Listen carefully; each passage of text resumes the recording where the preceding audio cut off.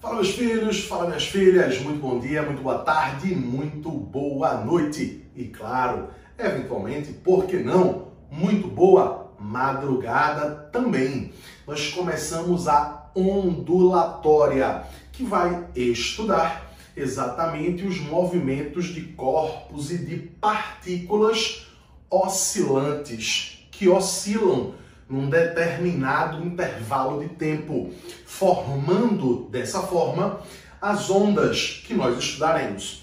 E a título de definição, onda, do ponto de vista físico, técnico e científico, é toda e qualquer perturbação que se propaga em um meio. Observe que eu não estou dizendo que o meio precisa ou não ser material, em um meio carregando consigo energia, quantidade de movimento, mas sem transportar matéria. A onda não carrega, não arrasta consigo partículas materiais.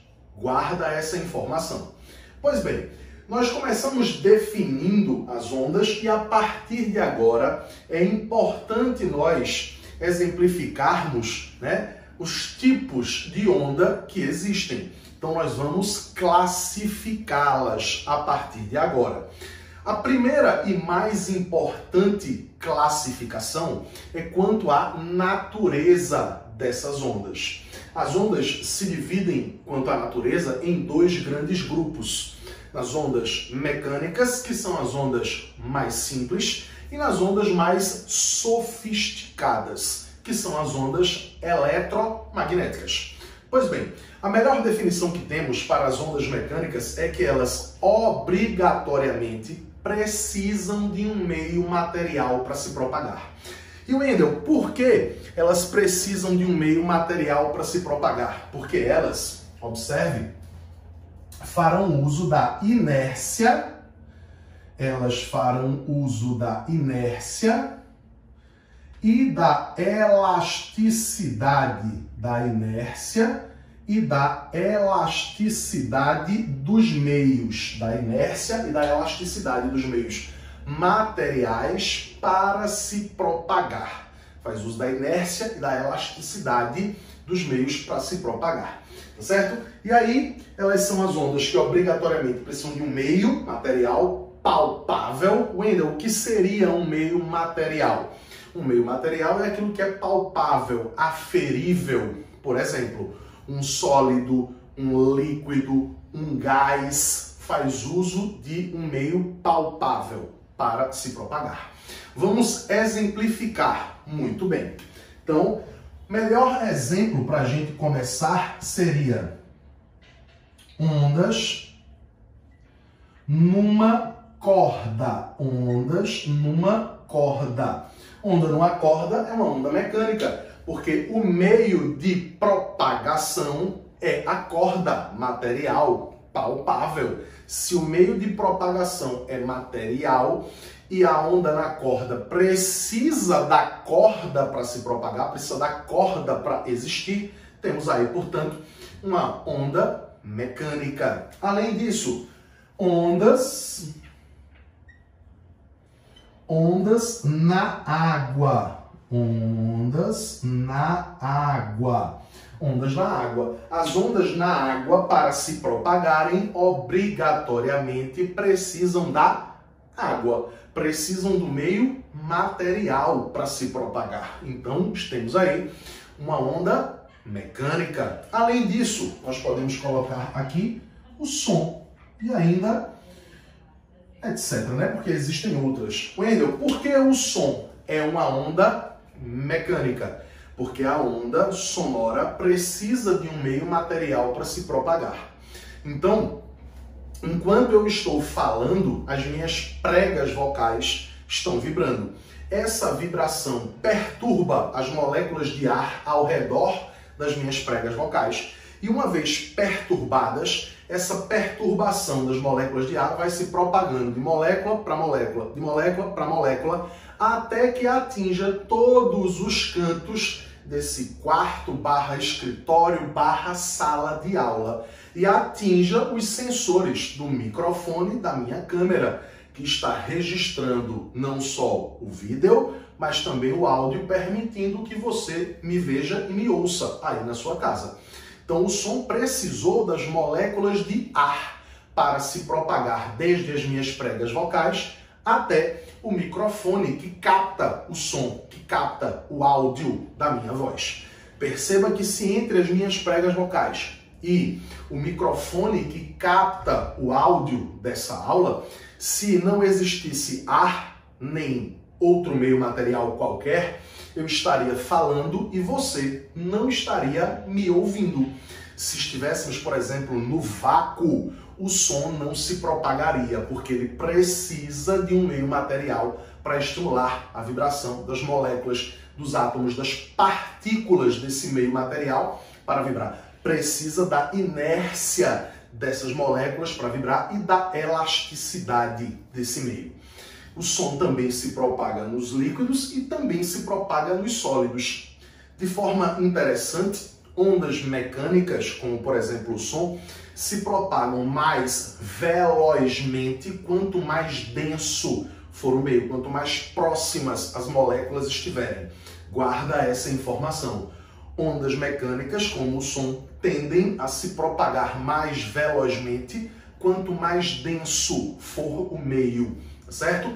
Então, no líquido, na água, por exemplo, o som se propaga mais velozmente que no ar. Em um sólido, o som se propaga mais velozmente do que nos líquidos e nos líquidos mais velozmente do que no ar. Saca essa ideia? Muito bem. Em seguida, surgem as ondas eletromagnéticas. Elas são mais sofisticadas, elas são originadas a partir de cargas elétricas oscilantes. Sobretudo os elétrons, que oscilam, que vibram e com essa vibração criam ao seu redor dois campos, um campo elétrico e um campo magnético. Deixa eu pegar aqui, ó. Criam dois campos, deixa eu ver onde eu vou anotar, aqui. Campos. Vou fazer o seguinte, vou anotar um pouquinho mais para trás para caber mais informação. Então tá aqui, ó. Tá? A respeito das ondas eletromagnéticas. Campos elétrico e magnético. Criam dois campos. Um campo elétrico e um campo magnético, que são perpendiculares entre si. São perpendiculares, formam 90 graus entre si, o campo elétrico e o campo magnético, e que se propagam no espaço em todas as direções, sendo esses campos elétrico e magnético oscilantes, ou seja, eles são variáveis, eles não são constantes, estão o tempo inteiro atingindo valores de máximo e de mínimo. Então, cargas elétricas que oscilam criam ao seu redor um campo elétrico e um campo magnético, perpendiculares entre si, variáveis, que se propagam no espaço em todas as direções, irradiam a partir dessa carga elétrica oscilante, beleza? Esses campos elétricos e magnéticos não precisam de um meio material para se propagar, não necessariamente.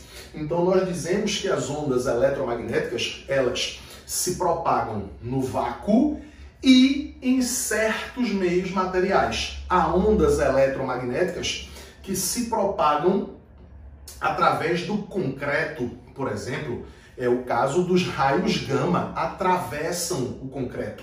Mas a luz, como eu vou anotar aqui embaixo daqui a pouquinho, é também uma onda eletromagnética, mas não é capaz de atravessar, de passar por dentro do concreto. Então, a depender da frequência, da energia que a onda carrega consigo, da onda eletromagnética, ela, além de se propagar no vácuo, coisa que todas as ondas eletromagnéticas conseguem, algumas delas também se propagam em alguns meios materiais. Isso depende da frequência das ondas eletromagnéticas, beleza? Um outro exemplo, por exemplo, seria o raio-x. O raio-x atravessa os tecidos moles do nosso corpo. não é verdade? Mas não atravessa os ossos do nosso corpo. Então, o raio-x tem energia, tem frequência suficiente para atravessar os tecidos moles, mas não consegue atravessar os ossos. Então, se propaga através de alguns meios materiais, mas não todos. Então, definição de onda eletromagnética se propaga no vácuo, todas elas, e em alguns meios materiais. Quais meios materiais? Depende da frequência da radiação, da onda eletromagnética, beleza? Então, quais são os exemplos para a gente mencionar a respeito das ondas eletromagnéticas? Vamos nessa, vou colocar aqui, ó. Ondas de rádio, micro-ondas, infravermelho, a luz visível, vamos colocar aqui ainda ultra. Deixa eu dar aquela apagadinha para ficar tudo registrado bem bonitinho, tá certo? Ultravioleta. Vou colocar ainda aqui raios X e raios gama. Tá exatamente na ordem crescente de frequência, ou seja, a fonte que gerou essa radiação vibra com uma determinada frequência. Quanto maior a frequência, maior a energia da onda, e ela está em ordem crescente. Qual é a onda de menor frequência? Ondas de rádio, menor energia. Qual é a onda de maior frequência, de maior energia? Raios gama. Exatamente nessa ordem. Os raios, as ondas de rádio são muito utilizadas para comunicação, né? Comunicação via rádio. Quando você sintoniza no seu aparelho de som uma rádio, você está sintonizando a frequência que a antena do aparelho de rádio vai captar, né? A frequência emitida pela emissora. Então, muito utilizado para comunicação, frequência muito perto ali também das ondas de TV, tá? Além das ondas de rádio, nós temos as micro-ondas, certo? Que, particularmente, os meios materiais, as muitas moléculas, os muitos átomos que existem, sempre gostam, né, entre aspas, gostam de vibrar, tem predileção por vibrar numa determinada frequência. As moléculas de água têm predileção por vibrar na frequência da radiação de micro-ondas. Então, quando você põe um alimento no aparelho de micro-ondas, tem um dispositivo chamado de magnetron, que converte a energia elétrica, que você puxa da tomada pela rede elétrica, em ondas eletromagnéticas e banha esse alimento em ondas eletromagnéticas. Esse alimento congelado tem água dentro dele. E aí, as moléculas de água que estão retidas e congeladas dentro desse alimento, estimuladas pela radiação de micro-ondas que atuou sobre ela, passa a vibrar mais. É o que a gente mais tarde vai chamar de ressonância. Vai, estimulado por uma onda, passar a vibrar na mesma frequência que ela.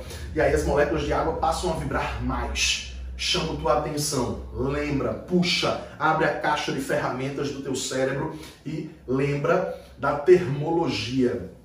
Temperatura mede o grau de agitação das moléculas, das partículas de um corpo. Então, quando eu estimulo as moléculas de água do equipamento a vibrar na frequência das micro-ondas, que é uma frequência para as ondas eletromagnéticas baixas, mas de modo geral é uma frequência alta, as moléculas de água passam a vibrar mais, porque entraram em ressonância, né, estimuladas pela frequência das micro-ondas, passaram a vibrar mais. Isso faz com que a temperatura do alimento suba. Esse alimento aquece e, por tabela, descongela. Mas é exatamente por esse motivo que jamais no micro-ondas você vai conseguir gratinar um alimento. Jamais você vai conseguir fazer esse alimento ficar crocante. Asse, esquente qualquer alimento no micro-ondas, ele não fica crocante. Por que não fica crocante? Porque para alimentos ficarem crocantes, eles precisam atingir temperaturas de 180 graus Celsius.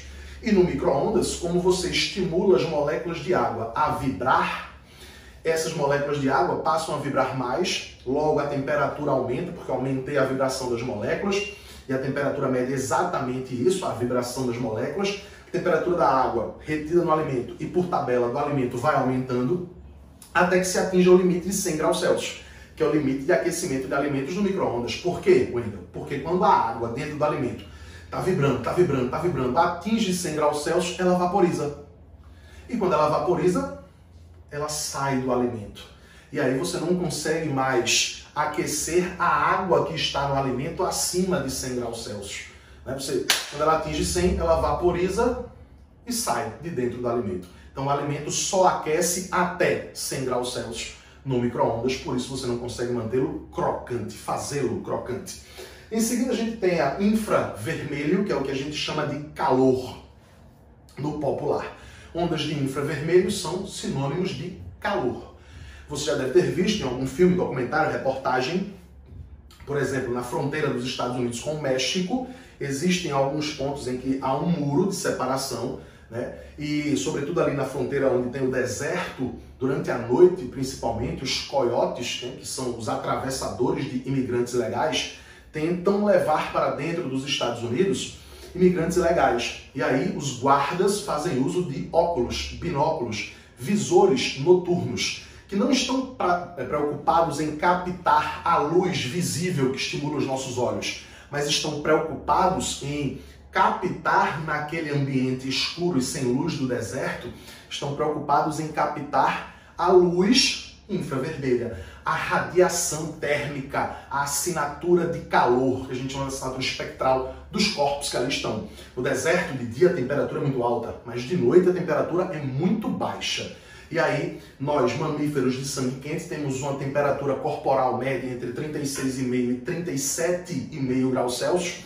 Quando nos movemos à noite no deserto, nós percebemos, com esse tipo de óculos de visão noturna, que nosso corpo está emitindo uma radiação, está emitindo um tipo de luz que não estimula os nossos olhos. É uma luz infravermelha, tá certo? Mas que esses visores são capazes de captar. Geralmente a imagem ela fica verde azulada para corpos em ambientes de temperaturas baixas, mas para corpos de temperatura elevada fica uma imagem, fica meio borrado, mas fica vermelho alaranjado. Eu acho que você já viu isso em algum lugar. Esses são os visores noturnos, baseados em visão infravermelha, baseado em calor. Depois, luz visível, aqui estimula o nosso sistema visual, que estimula a nossa retina, onde temos células fotossensíveis, os cones e os bastonetes, que são responsáveis por captar esse estímulo luminoso que vem do meio externo, tá? Em seguida, ultravioleta, UVA, UVB e UVC, tá certo? Algumas dessas radiações são utilizadas para esterilização de equipamentos em clínicas, em salões de beleza, tá? Para esterilizar alicates, tesouras de unhas, bisturis, utilizado para exterminar as bactérias que ali estão. Né? Parte dessa radiação também incide na Terra, a radiação UVC em particular, ela é mais nociva, aliás, ela é um tanto nociva, essas radiações de modo geral ao nosso corpo interagem, né, com as células da nossa pele, podendo desencadear mutações genéticas, o famoso câncer de pele. E aí temos os raios-x e os raios gama, que são nocivos à nossa saúde, desde que a dose de exposição seja elevada. Né? Os raios-x utilizados para fazer a imagem interna dos nossos corpos, porque eles atravessam os tecidos moles, mas não atravessam o tecido ósseo. Então é como se eu jogasse uma lata de tinta daí de onde você está para mim, né? Você ia ver que ia haver uma pintura aqui, um decalque do meu corpo. Eu saísse da frente, ia ter a tinta borrada e a imagem do meu corpo de branco aqui atrás. Isso é o raio-x. Quando você recebe a dose de raio-x, o raio-x atravessa os tecidos moles, mas não atravessa o tecido ósseo.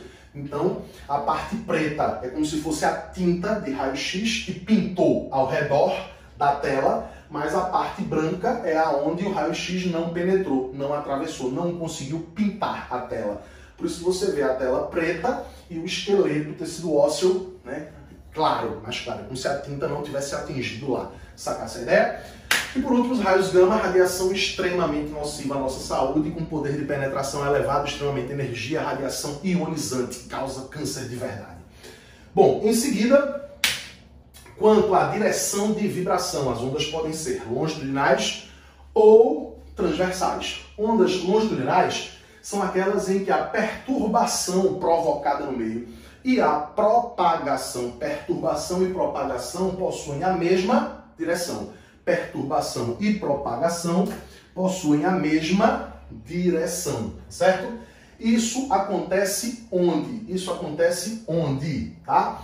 Em ondas sonoras e em ondas numa mola, por exemplo. Imagine que a gente tem aqui uma mola, tá? Vamos fazer esse experimento mental. Eu tenho uma mola, tá certo? Uma mola de plástico, bem maleável, molezinha, tá certo?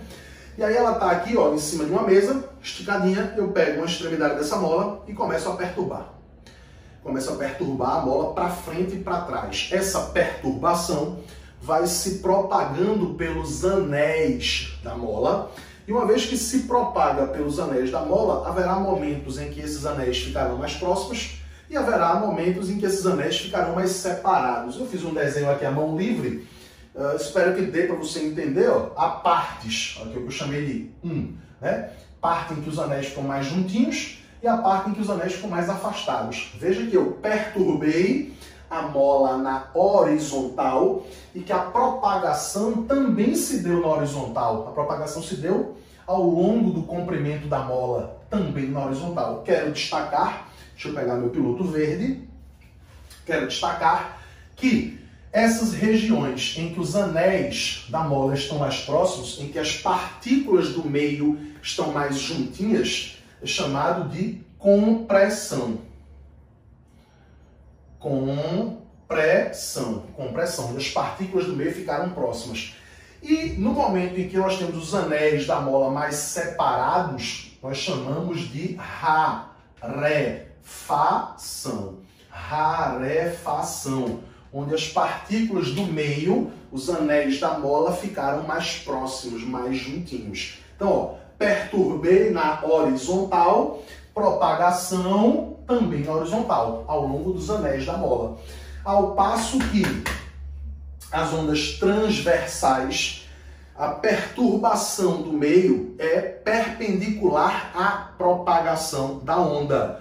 Como exemplo, nós podemos citar as ondas de uma corda e todas as ondas eletromagnéticas. Verifica comigo se tu concorda. Nós tínhamos, imagina que a corda, ela estava aqui, ó. A corda estava aqui, ó, retinha. Eu pego numa extremidade da corda e começo a perturbar. Olhe para minha mão. A perturbação é na vertical. Estou perturbando a corda para cima e para baixo. Enquanto que essa perturbação se propaga ao longo do corpo da corda, mas se propaga na horizontal. Veja, perturbei a corda na vertical, mas a propagação foi ao longo do corpo da corda, na horizontal. Perturbei na vertical, para cima e para baixo. Mas a propagação foi na horizontal.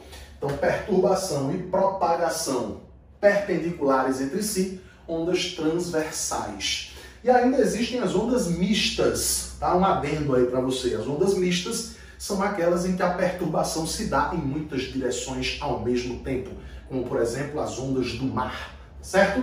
Muito bem. E a terceira classificação, mais simples, autoexplicativa, é quanto à dimensão. As ondas podem ter uma, duas ou três dimensões, uni, bi ou tridimensionais. Wendel, como assim uma onda unidimensional que se propaga em uma única direção? É aquela que se propaga através de uma linha, uma única dimensão, o comprimento. O melhor exemplo que podemos citar já está desenhado aqui no quadro. Ondas numa corda. Ondas numa corda. Ondas numa corda. Elas se propagam ao longo da linha, ao longo do corpo da corda. É uma dimensão só, é uma linha, certo? Só tem um comprimento. Ondas bidimensionais, elas se propagam numa superfície. Tem que ter duas dimensões. Então não é mais uma linha, é uma superfície. Melhor exemplo que eu posso citar aqui para vocês são as ondas na água. ondas na água, são ondas bidimensionais. Então, um lago calmo e tranquilo, eu pego uma pedra e atiro essa pedra na superfície calma de um lago. A pedra, ao atingir a superfície do lago, perturba a água em sua superfície. E olha para mim, ela vai, ó, se propagando ao longo da superfície. Se é em uma superfície, é, portanto, bidimensional. Tem duas dimensões. Tem comprimento, mas tem largura. Tem comprimento, mas também tem largura. Sacar essa ideia? E, por fim, as ondas tridimensionais, que são aquelas que se propagam em todas as direções. Para frente, para trás, para cima, para baixo, para direita, para esquerda. Em todas as direções ao mesmo tempo. Este é o caso do som.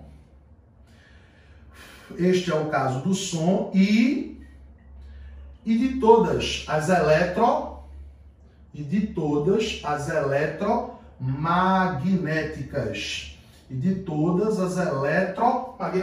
Bom, eletromagnéticas. Ok, imagine que aqui, enquanto eu estou falando, as minhas pregas vocais vibram, essa vibração perturba as moléculas de ar, essas moléculas de ar vão sendo perturbadas, a perturbação vai se propagando, vai perturbando as demais moléculas, e essa perturbação, esse som se propaga em todas as direções. De modo que, se o microfone está na minha frente, ele capta o som da minha voz. Mas se o microfone estiver à minha direita, que é a sua esquerda, ele também captaria. Se ele estiver à minha esquerda, que é a sua direita, ele também capta. Se o microfone estiver atrás de mim, ele capta a minha voz. Se estiver acima, se estiver abaixo, vai captar. Claro, como eu estou emitindo a onda sonora para a minha frente, se ele estiver na minha frente, essa captação será mais acentuada, será de melhor qualidade. Isso quer dizer que o som está se propagando preferencialmente numa direção, mas que ele ainda assim se propaga em todas as outras. Isso também acontece com a luz. Imagine uma onda eletromagnética. Estivéssemos num ambiente escuro, completamente escuro, sem janela, sem fresta nenhuma, sem luz nenhuma acesa, sem lâmpada nenhuma acesa, completo breu aqui nessa sala /quarto /escritório, e eu acendesse uma única vela. Claro, não seria suficiente para iluminar a sala /escritório /quarto aqui na minha casa, mas a luz dessa vela iria se propagar em todas as direções. Para cima, para baixo, para direita, para esquerda, em todas as direções. Sacar essa ideia? Então, resuminho completo, muito organizadinho para o teu estudo sobre a introdução à ondulatória. No próximo vídeo a gente vai fazer exercícios e, claro, nas próximas aulas avançar com o conteúdo. Beijo grande, espero ter te ajudado. Tchau, tchau.